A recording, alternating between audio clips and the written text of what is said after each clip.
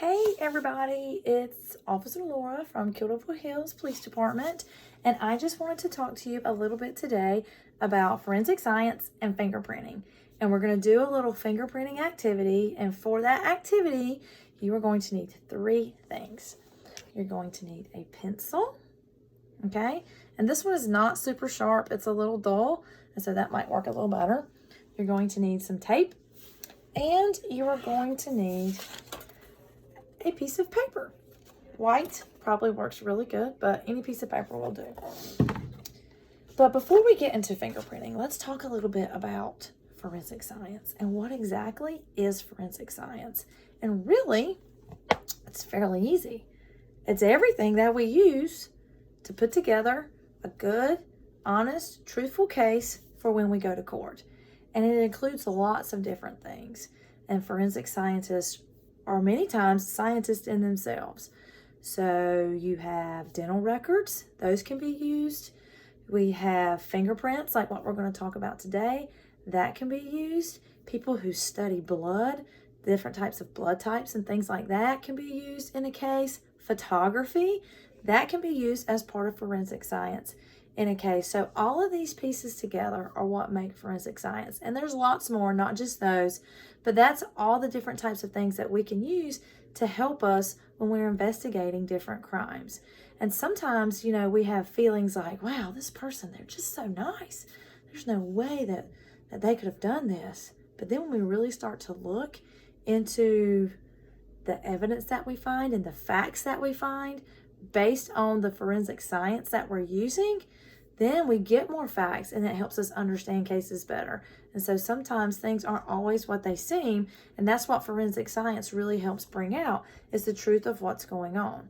So that's just a little bit about what forensic science is about. It's about putting all these pieces of the puzzle together and helping us to understand how everything happened. We might even can help get time frames on how things happen and take that case to court. Because if you think about it, whenever we go places, we leave stuff. Your skin, you're leaving skin cells, your hair comes out, you leave hair around, and it's different pieces like that, along with the other things that we've talked about that are pieces of forensic science that we can look into. And sometimes, you know, we're leaving stuff and we don't even know it. You don't think about your skin cells being left in your chair or when you're outside playing. So forensic science really is a big piece of bringing it all together, using different pieces of science and different pieces of evidence to really look into things, help explain things, and then take that to court. And again, one of those things that is a part of forensic science is fingerprints. So we're going to talk about fingerprints today. And we're going to go over three main ones. There's four on this paper, so we'll talk about three main ones. The first one is the whorl. And as you can see, it really is just a whorl around. Okay, so that's a whorl. This is a loop, and you can see it kind of comes in and goes out like a little loop. The tinted arch, okay, so you can see how it kind of comes up and comes down. And then the arch, which you can see. This one is a little bit like a tighter, you know, closer together. And this one, there's a little bit more spread out. But really the three main ones are going to be the arch, the loop, and the whorl. Okay? So what I want you to do is I want you to take your pencil and I want you to take your white piece of paper. All right? And we are going to make like a little mark, just like we're coloring. Okay? And you're going to have to bear down some. But try not to bear down so hard that it breaks your pencil. That's why sometimes a dull pencil works a little better with this, okay? So, and how big of a spot you need is really going to depend on how big your finger is, okay? So, I got me a little spot here. And I'm going to take my pinky finger on my right hand, and I'm going to put it in here, and I'm going to kind of roll it across. Okay, so I'm going to start on this side, and I'm going to roll it across. And I'm going to mash down while I do this. Okay, and I'm going to roll it across. And when it comes up, you can see I have some of that on my finger. Okay, now I'm going to get my piece of tape. And this you kind of have to be careful with.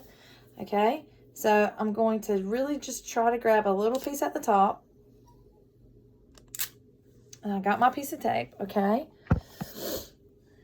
And I'm going to put it on my finger, but you got to be careful because if I just grab it to put it on there, I'm going to leave a little bit of a print. So I'm going to make sure I'm going to grab it now at the very bottom, and I'm going to use this section up here that didn't have any piece of a fingerprint on it, okay?